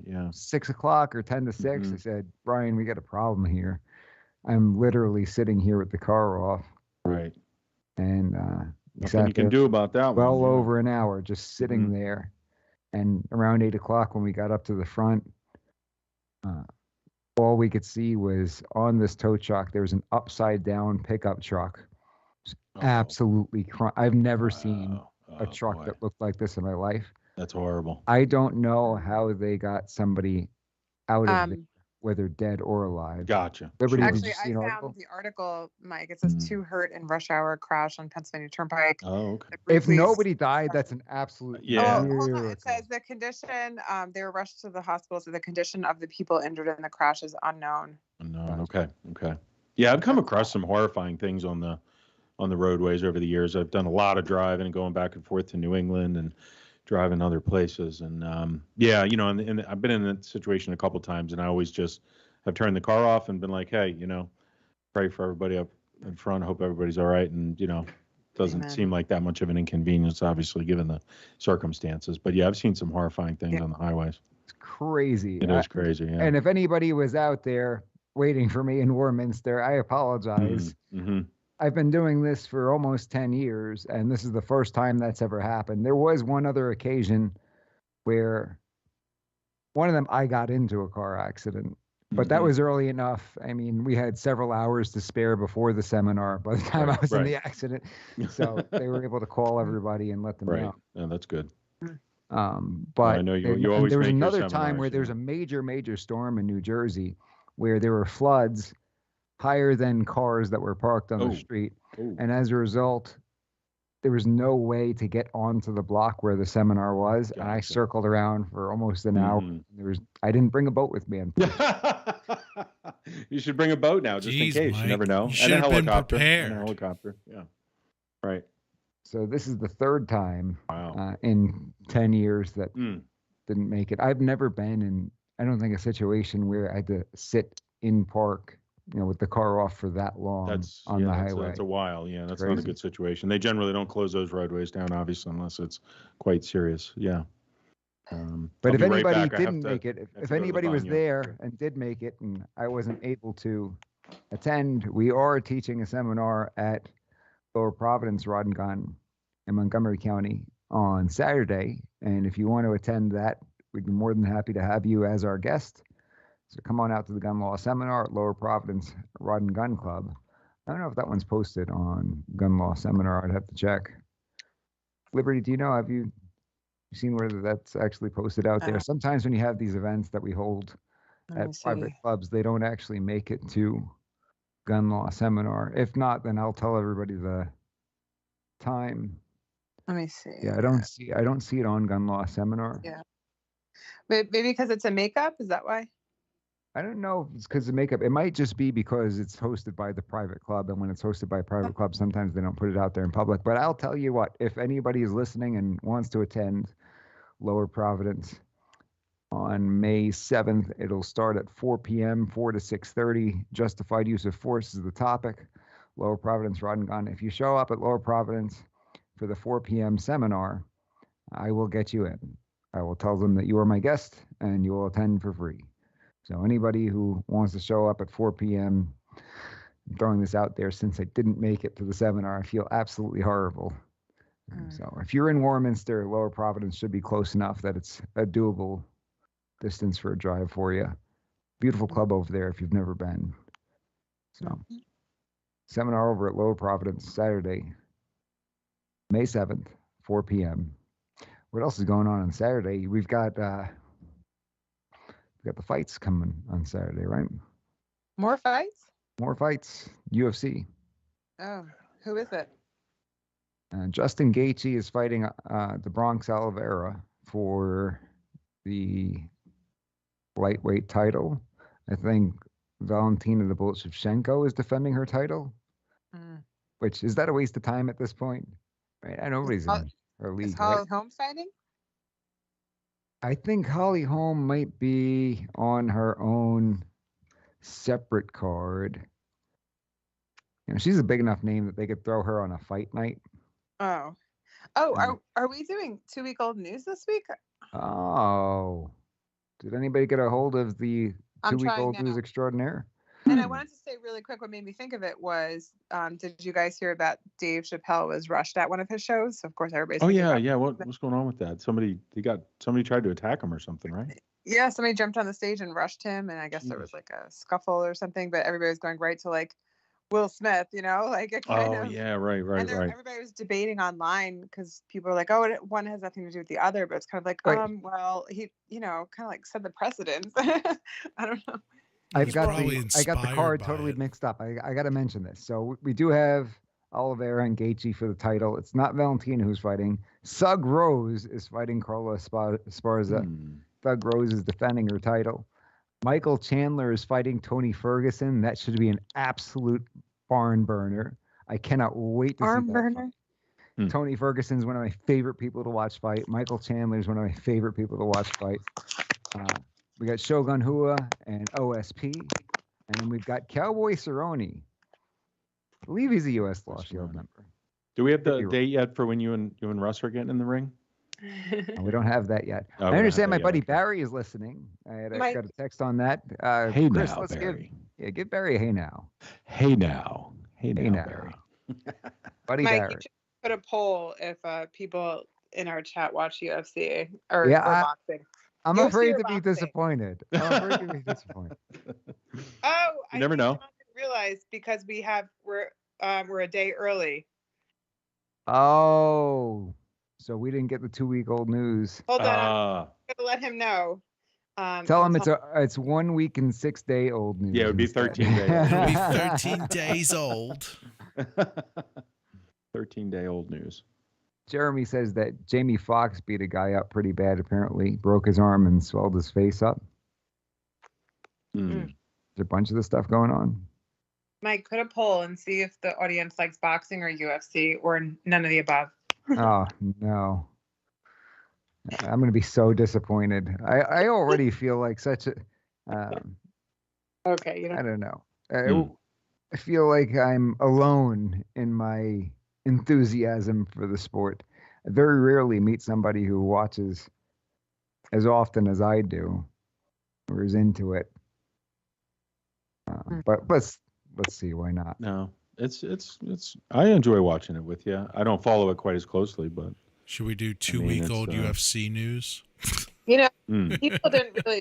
People who aren't really that into it, I do challenge you to challenge it. I mean, give it a try because I have seen people. I'm into it because I used to do boxing, but it's actually really fun when you learn about the people and like trying to predict who's going to win. So here's the poll: do you watch mixed martial arts, boxing, both, or neither? Here we go. Moment of truth. Prepared to be disappointed. Everybody will find. It'll just be confirmed what a weirdo I am, right? Just an outlier. You don't like Conor McGregor. Oh, we got 100% for neither so far. That was me. 100%, huh? 100%. Oh, that was you? I knew it was not your. Yeah, that was me. Russ, you watch Mortal Kombat, don't you? That counts. What? Wow. It's mixed martial arts. You don't 50%. watch Mortal Kombat, but okay. Guys. Oh, Jeremy loves watching UFC when he gets the chance. Maybe we'll watch party. Oh, look. We got a few more coming in. People do watch. 2040. Somebody watches both. Oh, yeah. I didn't even see both. We should have some kind of a contest where somebody gets invited to a watch party. Right? Wouldn't that be fun? It would be. Should totally do that. We have to do it. Into combat sports and you'll smoke cigars. There we go. I prefer both, actually. You prefer both? Smoking cigars too, Liberty? I couldn't. No, I couldn't decide. I picked boxing because I like that better, but I actually like both. So. Do you like a Connecticut rap or? I like female fighters, so I watch it. I like to learn about them, and watch it based on who's fighting. So if it's something I don't like, I don't want to watch it really. I've definitely seen Liberty smoke one of those Irish Dream. What are they called? Eileen Dream Irish Cream cigars. Those were back nice. in the day. Oh, okay. My dad smoked cigars growing up, so I wasn't I didn't have an aversion to them or anything. Yeah. I had an uncle who smoked the pipe. Sweet ones. Your uncle smoked a pipe? Yeah, and it always smelled so good. He would smoke like the cherry and the vanilla and. Yeah, they do smell good. Yeah. I have that one Jose gave me. I got to pull that back out. Oh, yeah. Jose gave me a really nice one. Yeah. How is Jose? We got to have him back on. I know. Yeah. Jose, Philly Firearms Academy. Friend of the show. Oh, we got another neither. Another neither. Another neither. Oh, my goodness. Ooh. MMA, boxing, both neither. Mm. I have a buddy who, when Chris Flail was on, he was talking about how we've got this text thread with 4 of us from law school, and we just talk throughout the day randomly and everything. Another neither popped up. It's breaking my heart over here. But it's 4 of us, and this one guy who's on the thread, he's very much a character. Mm-hmm. And he's a former professional baseball player, but he no longer watches baseball or any professional sports in any capacity. No football. Is very much not into fighting. We always tell this story about how one of the best fights that ever happened, John Jones versus Gustafson, won. We were all the 4 of us were at Chris Flail's apartment, and we're watching this fight. And 3 of us, our eyes are absolutely glued to the screen because it's the most amazing fight we've ever seen. And this other guy, the 4th of us, is sitting the whole time with his back to the television and facing us, like having a conversation. Like, bro, come on. And every time we start talking about fighting or these other things, he obviously gets very bored. And so he'll throw in these comments about it. Sometimes he'll joke like, oh, yeah, totally, and stuff. And we know he's just making fun of us. Right. Or he'll say something to knock combat sports. And one time Flail says to him, man, what is it that you do? Do you have like some kind of a serious stamp collection at home or something like that? You must have a real bang of stamp collection. Yeah. Maybe coins. Maybe he's got some gold and silver. The world's most impressive ant farm. I had one of those as a kid. Looking back, watching UFC when he gets the chance. Jeremy Miller, shout out. There we go. Well, he's gonna have to be on the list for that. That contest. I had the. Do we have 2-week-old news is about to get started? Well, he didn't have any news because he's trying to. I said, can you come up with something? I mean, he's got to figure it out. It hasn't been 2 weeks yet. No, because I guess he wasn't. Russ, can you please change that purple circular thing? That is making me dizzy. Sure. Why is that your screensaver? Oh my God, I can't get rid of it. It's not, and it's also not actually moving. It's a surprise. Oh my gosh, that's like dizzying. Okay, it's a surprise, and also it's Chris's fault. It is my fault. Why? It's a surprise. Did you see a picture of the guy who attacked Chappelle getting into the ambulance? I saw that. Yeah, I think I saw something on Instagram or. It looks like Facebook. his arms are backwards, doesn't it? Yeah, I think he was handcuffed to like a gurney or something. Guys. But his arm looks like it's bent the wrong way, doesn't it? Yeah, I think it's handcuffed. No, guys, was that fake? Because that was going around on Twitter. I thought it was like a. Oh, was it fake? I haven't had a chance to look into it. My gathering was that it's some kind of inside joke among people who like love Chappelle, and like they were posting that all over Twitter. But I don't know if that is real. That's insane. Let me see. I'm gonna see. Check it out. See what about you, Philly Chris? Any other news that you want us to bring up? I've had a pretty busy week. I'm a little behind on the whole news thing, and I've been intentionally turning it off a little bit lately. Oh. So. Any news inside your head? Any news inside? Any news inside my head? Like what's coming? Any more prediction? Well, I'm still going to say it's a good time to probably stock up on some canned goods and some vegetables and rice and food. I think we're going to see some additional food shortages coming here and prices to continue to rise. And I think we're in a stagflation state right now. So we have the GDP going backwards and inflation increasing. So, some of the stuff we've been talking about on the show for a while, just enjoy the summer. Yeah. Silly Christmas is counting corners. Hey, I have some advice. Don't buy raviolis. Don't buy raviolis? Why? Yes. Because I want them. Oh, okay. Oh, what? So from raviolis, from Hot Pockets, now they're too expensive, so now raviolis. Russ, you're funny. Indeed. Does anybody here like pierogies? Just curious what everybody's opinion on is pierogies. I haven't had I like pierogies in pierogies. forever. Okay, Yeah, they're pretty good, right? The potato and cheese ones are yeah, really they're good. You like those, Mike? You like pierogies? I am not too familiar. Not familiar with the pierogies. Okay, so I'm watching the video of Dave Chappelle. There's actually a video of it, guys. Is it in the doc? You guys want to see it, or are you not interested? Sure, let's check it out. All right. Wow. We're gonna get copyrighted for this, no? Is this no? It's just a video from CNN posting it. Well, who owns the copyright to somebody tackling Chappelle? Yeah. Who owns that copyright? Wait, hold on. We're talking to a lawyer here. We definitely. Wait, guys, we're talking to an actual lawyer. Right? Mike, it's kind of, lawyer, but Mike, right? I think it's like posting any other article. It's literally like an article from CNN. And As long as you're commentating on it, you're okay. Right. Yeah. So just comment. Well, we did that with the Jon Stewart thing, and we got strike for that too. We did? Yep. We're getting striked for everything, guys. Everything. All right.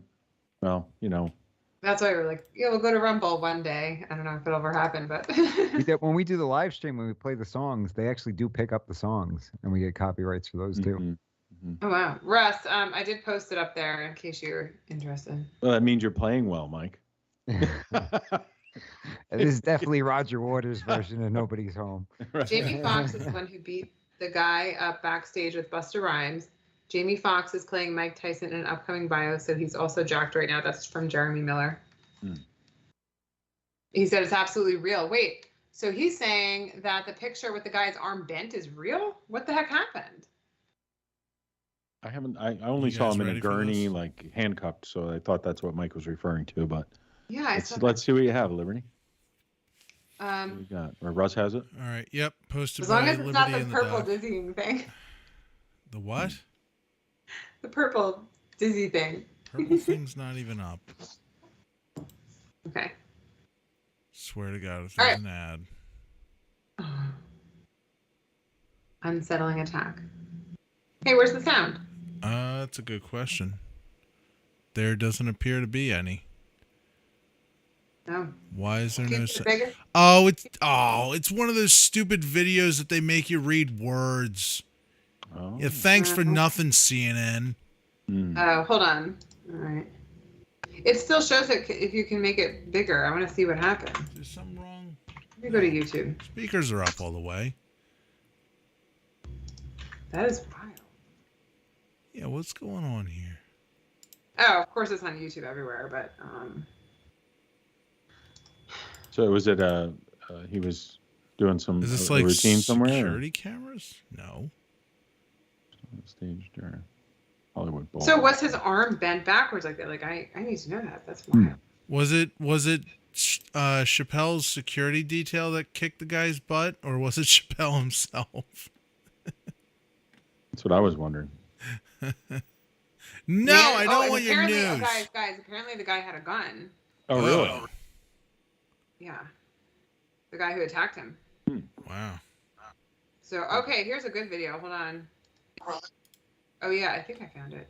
Can you hear that? I could hear something. It's like barely coming through. It's being noise canceled. Let's see. Oh, here it is. It's in slow motion in this video. Oh yeah, I got the video, guys. Hope it made you really want to watch it. I hope it's good. So apparently he had a gun on him. Jeez, that's scary.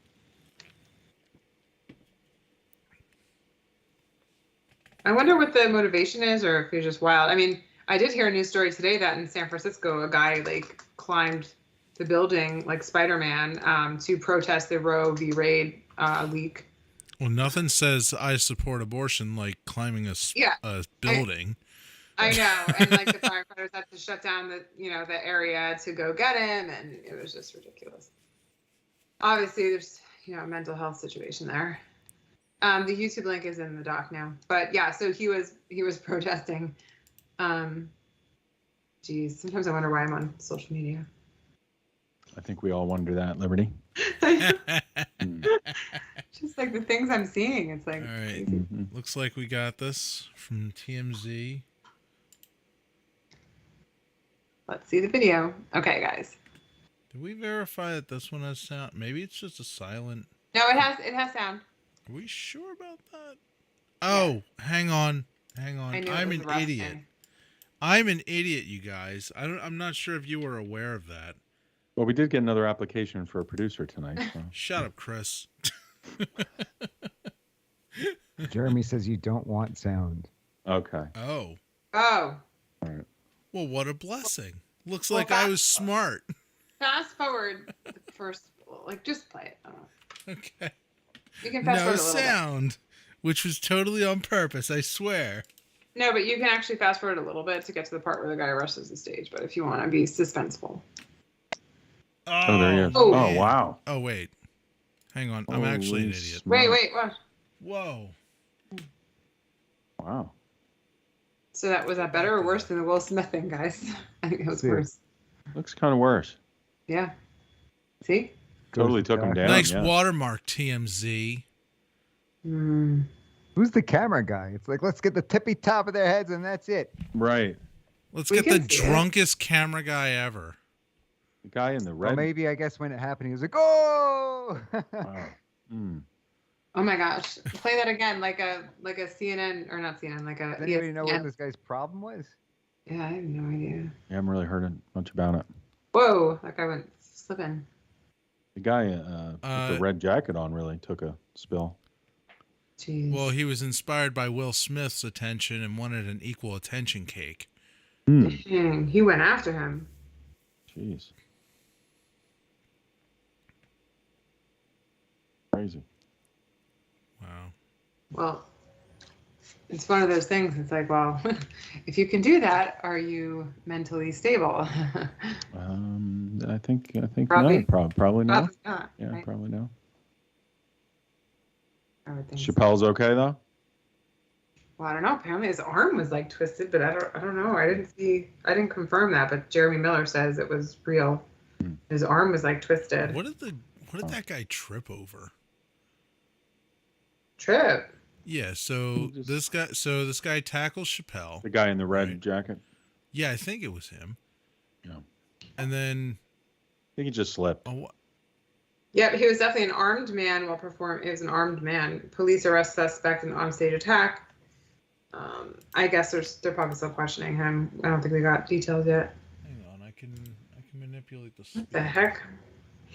It's just such a volatile world now, and we see everything too. You know. Right. That is Okay. true. So Yeah. there he goes. He takes down Chappelle. But I Chappelle do backs away, and this guy runs. This guy slides in, and then tries to get up, and he like starts running and takes another spill.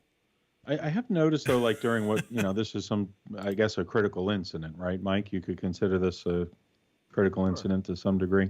People seem to lose their control of their body. Like they'll fall, they'll trip, they'll, their body just doesn't work right. So I think the guy that fell, he was getting ahead of himself and hit the deck there. Adrenaline. Or maybe he had a few too many drinks. Yeah, it could be that too. You never know. Well, I guess he came to arms. I don't know what state it was in, but who knows? If you're going to do that, obviously you're a bit unstable. A lot of crazy things going on these days. Yeah. It was at And Hollywood Bowl. if these people who are unstable see something like the Will Smith thing, like overplayed, replayed, Yeah. I wonder if it does, it's kind of like the same thing with video games. Like there was a debate, did video games make somebody do things like that or not? You know what I mean? It's kind of like, seeing all this stuff 24/7 on social media and the news, is it giving somebody an idea that they wouldn't have had before, Right. But on the other hand, is it just a heart is a heart, Mm-hmm. Or, if you're going to do something, you're going to do it no matter what. Right. Exactly. Yeah. Russ is totally on that side, given I brought up video games. He's like, oh, no. No, I'm not in the camp of, oh yeah, the video games gave these people the idea. Yeah. What about like young children? I'm just curious now. What about young children, or not young children, but like adolescent teens playing that one game. What was it, Grand Theft Auto? What was your opinion on that, Russ? I'm just curious. Well, my opinion is the parents should have been proper parents, because Grand Theft Auto is rated M for mature, which is for 17 and older. They actually card you at places like GameStop to make sure that you're actually 17. So if you're not 17, you have to have somebody who is 17 or older to buy it for you. So this would be a failure on people who are over 17 buying it for those who are younger. I think that's where that problem lies, because ultimately they either made a misjudgment or they were just flat out irresponsible. Well, Gary said copycat crimes. Yeah, That too. I'm sure that's a thing, right? Right, Chris? You can see that. I think it's a thing. It happens. Yeah, we've heard stories about that. Sure. Mike, what do you think about it? Mike is like lost in space there. I am lost in space. You know, I'm realizing that next week I'm teaching this 2-day CLE for gun law out in Harrisburg, and I'm trying to figure out, do we do the show on Wednesday again? I'd have to send Rich to a seminar that I'm supposed to teach on Wednesday. Okay. Oh, so the audience is getting the mind of Mike G right now. Yeah. Or maybe on the 10th, the Tuesday, we could do it. Yeah. And then I wouldn't have to change the seminar. Yeah, or whatever works.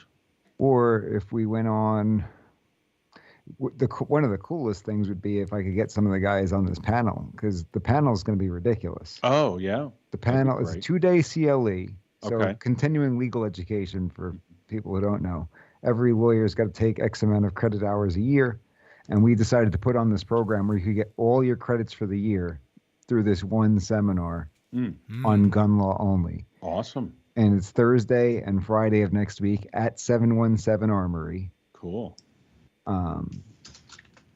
They're doing barbecue lunch from Pitmasters. Ooh, and nice. we each get an hour of range time at Really? 717 as a part of it. Very nice. It's going to be ridiculous. Huh. Let's do the show from there.